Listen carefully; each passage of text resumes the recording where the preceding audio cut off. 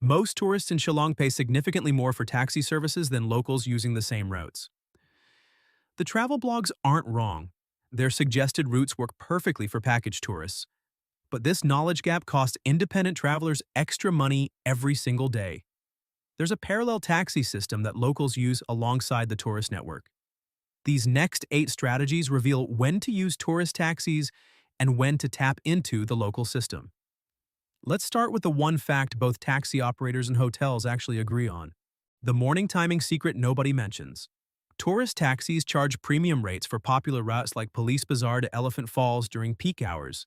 The hotels recommend their preferred drivers because it's reliable. Drivers speak English and wait for you. But local shared taxis run the same routes for a fraction of the cost during off-peak morning hours. The mainstream advice works for families needing guaranteed return times.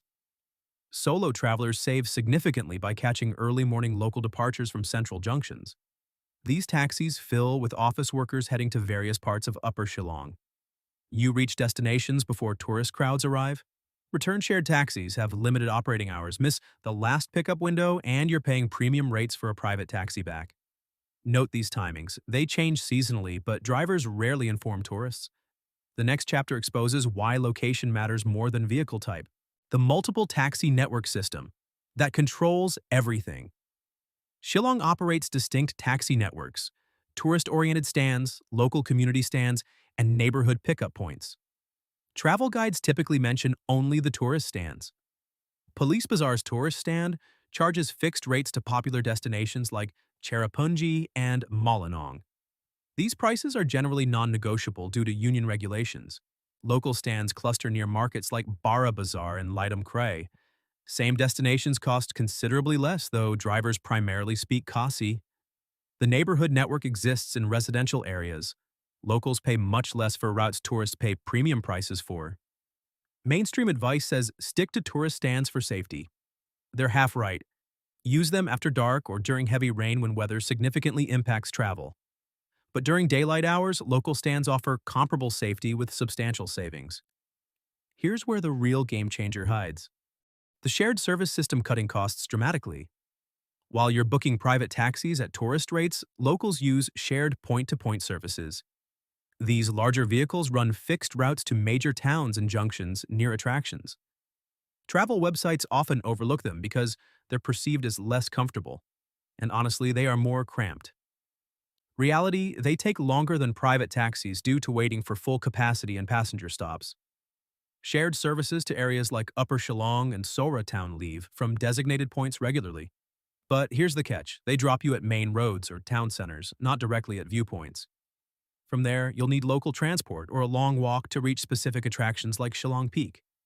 The mainstream warning about crowding is valid during festivals and peak tourist season. During regular periods, these services often have available space. You're paying multiple times more for the convenience and time saved with private taxis. But if you have time and want to save money, shared taxis work. The sweet spot: morning services typically have maximum space. Afternoon ones between lunch and evening rush move fastest due to lighter traffic. Avoid peak commute windows when locals travel. This timing principle applies to the rate structures exposed next.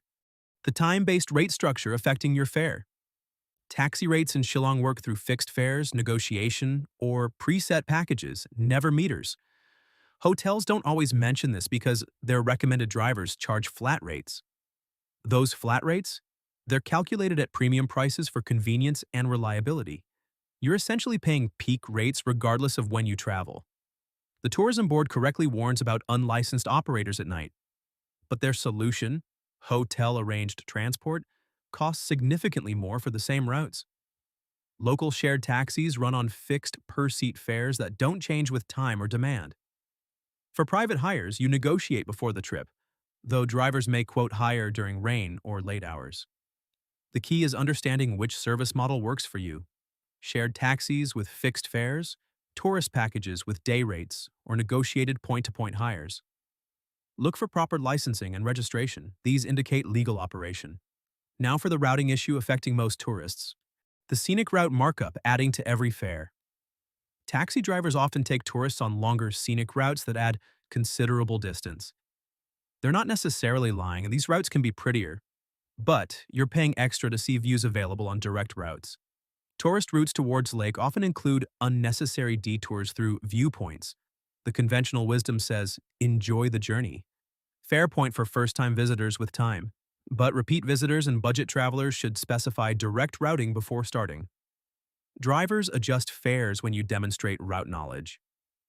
Using specific landmark references signals you know the efficient paths versus tourist loops.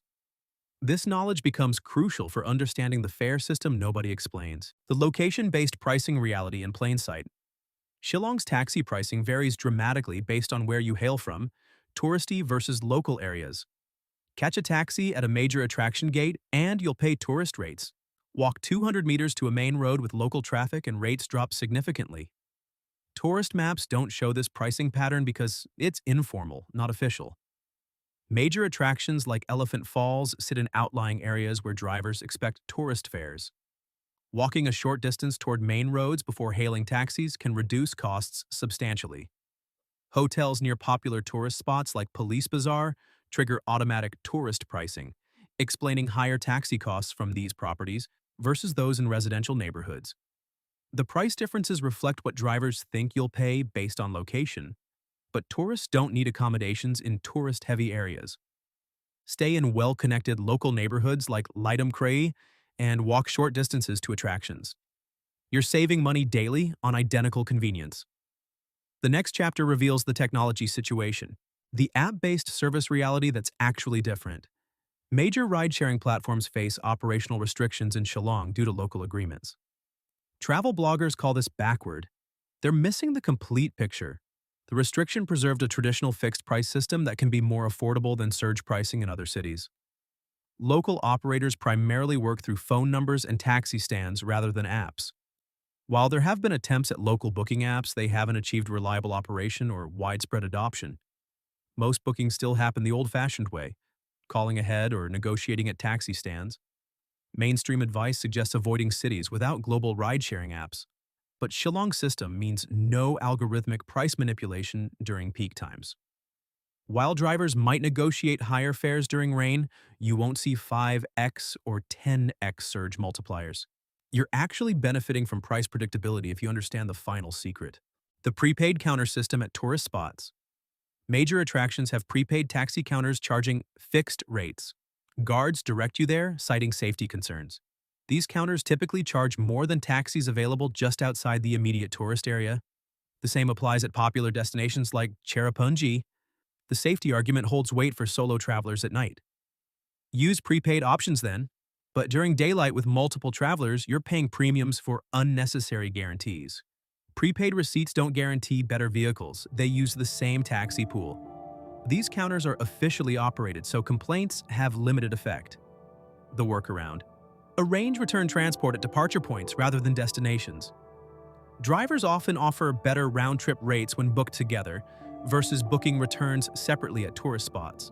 You're now equipped to navigate Shillong's taxi system more effectively. Start with early morning shared services, specify direct routes, understand zone boundaries. The tourist taxi system isn't wrong, it's just one option.